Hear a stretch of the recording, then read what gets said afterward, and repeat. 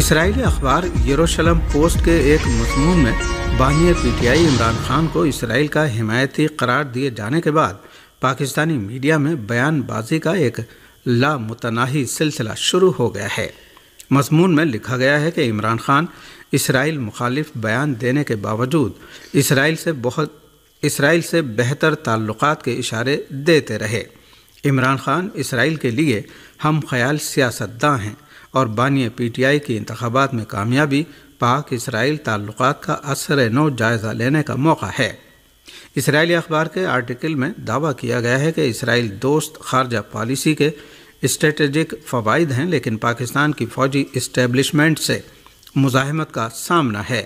فوجی اسٹیبلشمنٹ نے طویل عرصہ اسرائیل کے ساتھ تعلقات کو معمول پر آنے سے روکا، اس لیے اسرائیل سے تعلقات کے لیے پاکستان کی موجودہ سیاسی قیادت کو بدلنا ہوگا، کیونکہ عمران خان اسرائیل کے حمایتی اور اسٹیبلشمنٹ اور سیاسی قیادت کے مخالف ہیں۔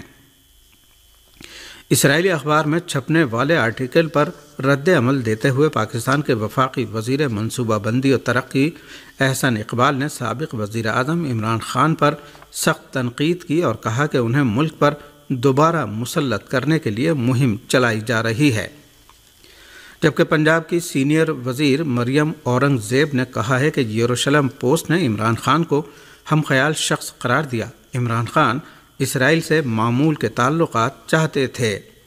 تحریک انصاف یا عمران خان کی جانب سے ابھی تک اسرائیلی اخبار یروشلم پوسٹ کے آرٹیکل سے متعلق کوئی رد عمل سامنے نہیں آیا ہے۔ غزہ کے الفلاح نامی اسکول پر صہیونی حکومت کے لڑاکا طیاروں کی بمباری میں کم از کم 21 فلسطینی شہید ہو گئے ہیں۔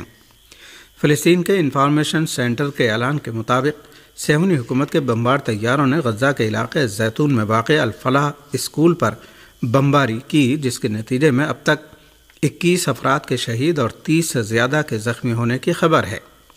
غزہ میں وسیع پیمانے پر گھروں کی تباہی کے بعد غزہ کے اسکول فلسطینیوں کے لیے پناہ گاہوں میں تبدیل ہو چکے ہیں۔ موصولہ خبروں کے مطابق اس جارحانہ کارروائی میں شہید ہونے والے زیادہ تر بچے اور عورتیں ہیں۔ نسل کش صہیونی حکومت نے اب تک اسپتالوں، اسکولوں، مذہبی مقامات اور شہریوں کو نشانہ بنانے کے بارے میں بین الاقوامی اور انسانی حقوق کی تنظیموں کے ہر طرح کے انتباہ کو نظر انداز کیا ہے۔ دوسری جانب صہیونی قابض فوج نے غزہ کی پٹی کے جنوب میں واقع شہر خان یونس میں شیخ ناصر کے علاقے میں فلسطینی پناہ گزینوں کے کیمپوں پر بمباری کی، جس میں 2 فلسطینی شہید اور متعدد زخمی ہو گئے۔ المیادین کے رپورٹر نے اپنی ایک رپورٹ میں اعلان کیا ہے کہ گزشتہ دن اور رات کے دوران صہیونی فوج کے حملوں میں 50 فلسطینی شہید ہوئے ہیں۔ میڈیا ذرائع نے بتایا ہے کہ جنوبی بیروت کے زاہیہ علاقے پر صہیونی حکومت کے حملے میں شہداء کی تعداد 45 تک پہنچ گئی ہے۔ لبنان کی وزارت صحت کے ایمرجنسی شعبے نے اتوار کو بتایا کہ 2 دن پہلے جنوبی بیروت کے زاہیہ علاقے پر غاصب صہیونی حکومت کے حملے میں شہداء کی تعداد 45 ہو گئی ہے۔ بیان میں اس بات کی جانب اشارہ کرتے ہوئے کہ ملبہ ہٹانے کا سلسلہ تیسرے روز بھی جاری ہے، کہا کہ پرائیویٹ سیکورٹی ایجنسیوں کے تعاون سے ان شہداء کے ڈی این اے کے لیے خون کے ٹیسٹ لینے کا عمل شروع ہو گیا ہے۔ صہیونی حکومت کی فوج نے جمعے کو جنوبی بیروت کے زاہیہ علاقے پر حملے میں ایک عمارت کو نشانہ بنایا تھا، جس کے نتیجے میں حزب اللہ لبنان کے جہادی کمانڈر ابراہیم عقیل سمیت 10 لبنانی شہری شہید اور زخمی ہو گئے تھے۔ صہیونی حکومت نے منگل اور بدھ کو لبنان میں ہزاروں پیجر اور دیگر مواصلاتی وسائل میں دھماکہ کر کے کم سے کم 37 لبنانی شہریوں کو شہید اور 4000 سے زیادہ کو زخمی کر دیا تھا۔ دنیا کے مختلف ممالک اور اداروں نے لبنان میں ہونے والے حالیہ دھماکوں کی مذمت کی اور علاقے میں کشیدگی کم کرنے کی ضرورت پر زور دیا۔ حزب اللہ لبنان نے اتوار کی صبح اعلان کیا ہے کہ اسرائیل کے رامات ڈیوڈ ایئرپورٹ ایئر بیس کو درجنوں میزائلوں سے نشانہ بنایا ہے۔ حزب اللہ نے ایک بیان میں کہا ہے کہ لبنان کی مزاحمت نے اتوار کو رامات ڈیوڈ ایئر بیس پر فادی 1 اور فادی 2 میزائلوں سے حملہ کیا ہے۔ صہیونی حکومت کے چینل 12 نے بھی اس بارے میں ایک رپورٹ میں کہا ہے کہ حزب اللہ لبنان نے کل رات تقریباً 30 میزائل شمالی مقبوضہ فلسطین پر داغے ہیں۔ فلسطینی نیوز ایجنسی شہاب نے آج صبح جنوبی مقبوضہ فلسطین کے شہر ام الراش میں بھی متعدد دھماکے سنے جانے کی خبر دی ہے۔ ارنا کی رپورٹ کے مطابق صہیونی حکومت کے چینل 12 نے ایک رپورٹ میں کہا ہے کہ حزب اللہ نے جنوبی لبنان سے 5 میزائل مقبوضہ فلسطین پر داغے اور گزشتہ روز و شب اور آج صبح داغے جانے والے میزائلوں کی مجموعی تعداد 35 ہو گئی ہے۔ حیفا شہر کے مشرق میں صہیونی حکومت کی فوج کے ٹھکانوں پر حزب اللہ کے میزائل حملے کے بعد فضا میں دھوئیں کے بادل اٹھتے دکھائی دیے۔ صہیونی میڈیا نے آج صبح اطلاع دی ہے کہ حیفا کے علاقے پر راکٹ حملے جاری ہیں اور شمالی مقبوضہ فلسطین سے خطرے کے سائرن کی آوازیں مسلسل سنائی دے رہی ہیں۔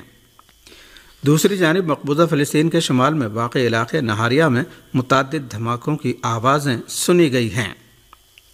ادھر المیادین چینل کے مطابق عراق کی اسلامی مزاحمت نے اعلان کیا ہے کہ یہ حملہ کروز میزائل سے کیا گیا اور اس نے مقبوضہ علاقوں میں کئی اہداف کو نشانہ بنایا۔ اسی دوران صہیونی فوج نے مقبوضہ جولان کی پہاڑیوں پر متعدد فضائی حملوں کو ناکام بنانے کا دعویٰ کیا ہے جو عراق سے مقبوضہ علاقوں پر کیے گئے تھے۔ تل ابیب میں مظاہرین نے ہفتے کی رات ایک بار پھر وسیع پیمانے پر مظاہرہ کرتے ہوئے وزارت جنگ کے ہیڈ کوارٹر کی طرف جانے والے راستے کو بند کر دیا اور آگ لگا دی۔ صہیونی چینل I-24 نے ایک رپورٹ میں کہا ہے کہ مظاہرین غزہ میں مزاحمت کے ہاتھوں قیدی بنائے گئے صہیونیوں کی فوری رہائی اور قیدیوں کے تبادلے کے معاہدے پر دستخط کا مطالبہ کر رہے تھے۔ یہ مظاہرے وزارت جنگ میں نیتن یاہو اور اسرائیل کے فوجی اور سیاسی عہدیداروں کی موجودگی میں ایک سیکورٹی اجلاس کے انعقاد کے موقع پر ہوئے ہیں۔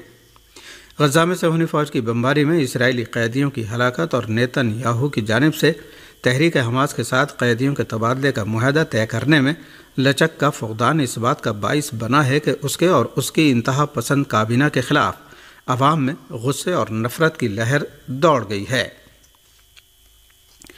سویڈن اور اٹلی میں مظاہرین نے غاصب صہیونی حکومت کے ہاتھوں فلسطینیوں کی نسل کشی بند کرنے کا مطالبہ کیا ہے۔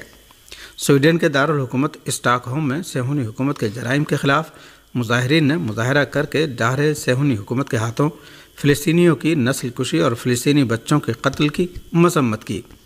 سویڈن کی ماحولیاتی کارکن گریٹا تھمبرگ بھی ان 5000 افراد میں شامل تھیں جنہوں نے اس مظاہرے میں حصہ لیا۔ مظاہرین نے ایسے بینر اٹھا رکھے تھے جن پر لکھا تھا نسل کشی بند کرو اور غزہ میں بچوں کو قتل کیا جا رہا ہے۔ اٹلی کے دارالحکومت روم میں بھی فلسطین کے ہزاروں حامیوں نے مظاہرہ کیا اور صہیونی حکومت کے ہاتھوں فلسطینیوں کی نسل کشی بند کرنے کا مطالبہ کیا۔ پاکستان کے صوبے بلوچستان کے علاقوں جوب، خاران اور کوئٹہ اور خیبر پختونخوا کے علاقے سوات میں سیکورٹی فورسز کی گاڑی پر مسلح افراد کے حملے اور دھماکے میں 4 سیکورٹی اہلکار جاں بحق جبکہ 17 افراد زخمی ہو گئے ہیں۔ بلوچستان کے دارالحکومت کوئٹہ میں کیے گئے ایک دستی بم حملے میں 6 افراد زخمی ہوئے ہیں۔ دستی بم حملہ صوبائی دارالحکومت کوئٹہ کے علاقے خاران میں مقامی ہوٹل کے قریب کیا گیا۔ رپورٹ کے مطابق نامعلوم دہشت گرد دستی بم پھینک کر فرار ہو گئے جبکہ واقعے کی اطلاع ملتے ہی پولیس سمیت قانون نافذ کرنے والے جائے وقوع پر پہنچے۔ دوسری جانب بلوچستان کے ضلع خاران میں سیکورٹی فورسز کے قریب دھماکے میں 7 مقامی افراد زخمی ہوئے ہیں۔ پولیس کے مطابق دہشت گردوں نے جوب میں انسداد دہشت گردی فورس کی گاڑی پر اندھا دھند فائرنگ کی۔ فائرنگ کا واقعہ DI خان قومی شاہراہ پر پیش آیا۔ فائرنگ کے نتیجے میں ATF کے 3 اہلکار جاں بحق ہو گئے اور 1 اہلکار زخمی ہوا ہے۔ ادھر خیبر پختونخوا کے ضلع سوات میں مالم جبہ روڈ پر پولیس موبائل پر دھماکہ خیز مواد سے حملہ کیا گیا جس کے نتیجے میں 1 پولیس اہلکار جاں بحق اور 3 اہلکار زخمی ہو گئے۔ پولیس موبائل پر حملہ جہان آباد کے قریب کیا گیا۔ ہندوستان کی عام آدمی پارٹی کے سربراہ نے الزام لگایا ہے کہ وزیر اعظم مودی نے ان کے خلاف سازش کی اور انہیں جیل میں ڈالا۔ دہلی کے سابق وزیر اعلیٰ اور عام آدمی پارٹی کے کنوینر اروند کیجریوال نے کہا کہ گزشتہ 10 برس میں میرے کاموں سے خوفزدہ ہو کر وزیر اعظم نریندر مودی نے میرے خلاف سازش کی اور مجھے جیل میں ڈالا۔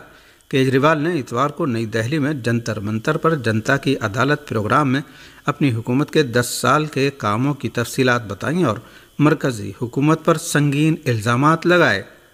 انہوں نے کہا کہ ہم نے گزشتہ 10 برس میں ایمانداری سے حکومت چلائی، بجلی اور پانی مفت دیا، تعلیم اور صحت کی خدمات کو بہتر بنایا، لیکن نریندر مودی نے ہمیں بے ایمان ثابت کرنے کی سازش کی اور اس کے تحت ہمیں اور منیش سسودیا اور پارٹی کے بہت سے لیڈروں کو جیل میں ڈال دیا۔